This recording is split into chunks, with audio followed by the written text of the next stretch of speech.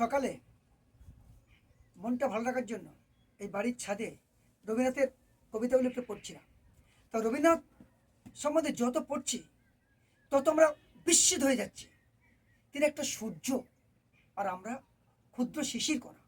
তার সূর্য সম্বন্ধে ক্ষুদ্র শিশির কণার কি আর ধারণা থাকতে পারে? তিনি সোনার চামচ মুখে নিয়ে জন্মেছিলেন, কিন্তু তিনি সাধারণ মানুষ হয়ে থাকতে চেয়েছেন। তিনি খ্যাতি চাননি। তাই তিনি বলেছেন, মোর নাম এই বলে খ্যাত হোক, আমি তোমাদেরই লোক।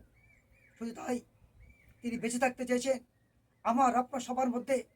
প্রত্যেকটা মানুষের দুয়ারে তিনি কোরআন এনেছেন। কি তার আকুতি মিনতি! তাই তিনি বলেছেন, মরিতে চাহি না আমি সুন্দর ভুবনে, মানুষের মাঝে আমি বাঁচিবারে চাই। শুধু তাই, শত শত বছর ধরে তিনি বেঁচে থাকতে চেয়েছেন আমার আপনার মধ্যে। তাই তিনি বলেছেন, আজি হতে শতবর্ষ পরে কে তুমি পড়িছ বসি, আমার কবিতা খানি কৌতূহল ভরে। আজি হতে শতবর্ষ পরে।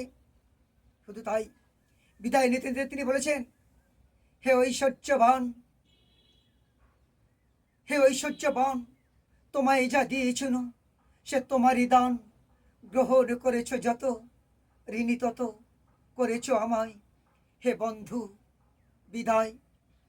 আর মরণের সময় তিনি বলে যাচ্ছেন, রাত্রি যাবে হবে অন্ধকার, বাতায়নে বসিও তোমার, সব ছেড়ে যাব প্রিয়েই, সম্মুখের পথ দিয়ে ফিরে দেখা হবে না তো আর।